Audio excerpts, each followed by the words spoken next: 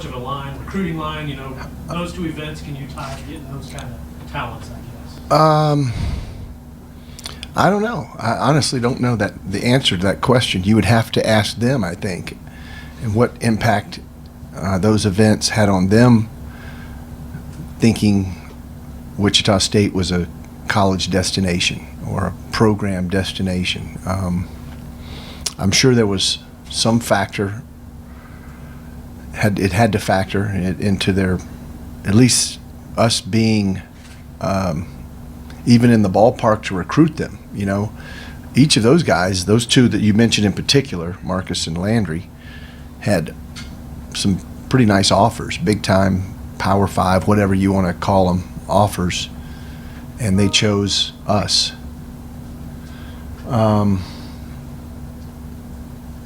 And when we first came, we were talking quite a bit about this is what we want our program to become. This is what we think we can do. This is what we would like to do.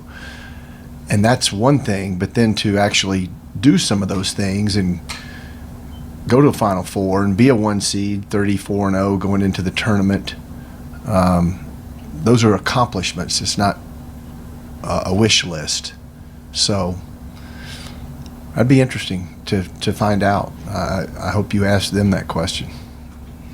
What describes your emotion, Gregg, as having to go to St. Louis with some feeling at least that you have to win instead of being able to look at 28, whatever? I honestly don't think we have to win, Bob. I think we're in, but I think winning makes that week a lot less stressful.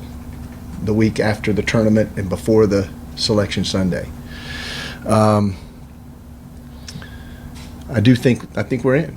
I think we're 10 in the Ken Palm. Someone said that no one with a Ken Palm lower than 22, 25 had ever been excluded from the tournament, and we're 10. So that would be quite an upset, but it's certainly possible. So we want to win. We're trying to win. We've talked to the team about, I wish I could tell you we're 100% in the field of 68. I don't have that power. I'm not going to be in that room. I'm not going to have any influence in that room. I'm not sure how many friends we have in that room. I think we have a couple. And that's maybe why we got in last year. But just like last year, we were not supposed to be in, and we were, I think, the last team in, and beat Vandy by 20 and had a very, very well-coached, talented Arizona team down by 25. And then led, at one point, very briefly, Miami midway through the second half. So we've done great once we've gotten there. The hard part's getting there, just convincing folks that we belong. But that's happened 4 of the last 5 years. We've gotten at-large bids. We always talk about kind of the process from start to finish the year. And the beginning of the year, the talking point was the lack of leadership or the vocal leadership. How have you seen this team develop along that path? And who's really stepped up now to regular season's over? I don't think it's any one particular person. I think a lot of guys have assumed more of a leadership role than maybe they had done this summer or back in the fall. For instance, I see Connor Frankamp talking and pointing in defensive transition during the game and on videotape. I see Landry getting the team together. I hear Shaq Morris and Rashard Kelly talking on the games, on the television, when I go back and watch the games. Obviously, I hear them live at the game. So I think it's a handful of guys that are taking on leadership roles in one way or another, whether it be by example or verbally, or I don't know what's going on in the locker room. I don't go in there that often, but I'm sure there's some leadership going on in there as well. Landry's year has been so incredible. He's second among freshmen in the nation in assisted turnover. Now he's the Valley Freshman of the Year. What's been so key to his success as a redshirt freshman? First of all, he's supremely talented. I would start there. He's a wonderful young man who listens and wants to be coached and wants to get better and wants to grind every day and improve and eventually be elite and play at the highest level. secondly, I would say that him having the opportunity to play last year, 3 games, get hurt, and then watch 2 very talented pros. They were college basketball players, but they conducted themselves, Ron and Fred and Evan, like pros last year. They were professional college basketball players, if you will. And now they're professional players. They're just they were someone that you would want to emulate. So he was able to watch them and maybe imitate the way they conducted their business in practice in the games. And sliding him over and handing him the basketball, which I knew that he had the potential to do it. We talked about that in the fall when we listed our 4 or 5 guys that we thought could play the point. He was always one of them. I just didn't know if it would come this early in his career, but he's north and south. I mean, he gets a dunk a game.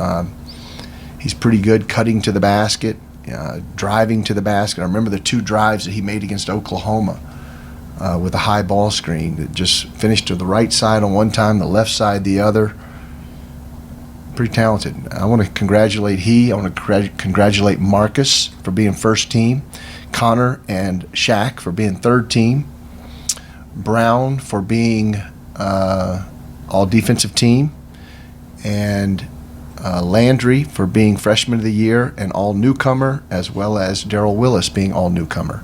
I think that's the list, which is more than I thought we would get, but I'm pleased that all those guys are recognized. I know in the past I've asked you about if you've looked at RPI and all those numbers of other teams, NCAA tournament projections and stuff like that, and you were talking about Ken Palm earlier. Is it safe to say you started to look at the numbers and other things a little bit more? The Valley sent out something to Darren, and Darren forwarded it to me about all those numbers, I think this morning, maybe yesterday. I don't know why, maybe as talking points, as besides speaking to you guys here live, I'm doing a lot of radio stuff now, and I've been on SportsCenter twice, and both times I've been asked about the same question that I'm asked every year about this time. So just so I'm a little more educated, I think. When you started at Winthrop and you were coaching a program that you knew you had to win a conference tournament, did you start out by saying, I want to build a lot of depth for those conference tournament situations, win 3 games in 3 days? Is that part of the master plan?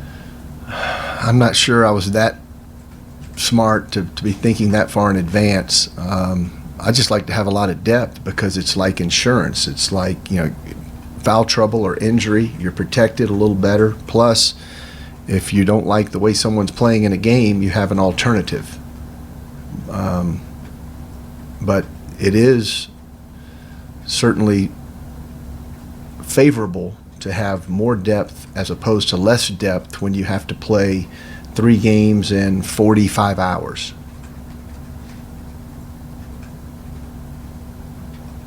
You think this team is peaking heading into the March Madness? We've been playing well. I hope that we haven't hit our peak. I know that we can play better. That's how I started out the video session yesterday. I said, look, I'm happy for you. I'm proud of you. I love coaching you. All of those things. Let's get that established. That's how we're going to start this discussion. But now I'm going to show you the last game, and I'm going to show you the good, the bad, and the ugly, just like we always do. And we're going to try to improve upon that because hopefully we're not done. This is just a start. This is a championship. We get rings, we hang a banner, but it doesn't 100% secure you in the NCAA tournament. That's coming up this weekend. And then once you get to your postseason destination, whatever tournament that is, how well are you going to play in that tournament? How far do you want to go? I mean, you can just be satisfied to go and say that we participated and get your trophy, or you can try to, grab the brass ring. Talking to some of the players, they almost wish that the Arch Madness could start like today or tomorrow. Are you glad that you have a couple days in between? Well, that's probably because I'd rather be playing instead of practicing. No, I'm fine with it. I mean, we had a very good practice yesterday. Hopefully, we'll have another good one today, and we're going to take Wednesday off. That's going to be the schedule this week, and then a 30 minutes on the court in St. Louis on Thursday, plus another 30 to 45 minutes somewhere else. We won't know our opponent at that time, and then Friday afternoon, evening, 6:30 or 6 o'clock, I think we play. Is it 6 or 6:30? Don't want to be late.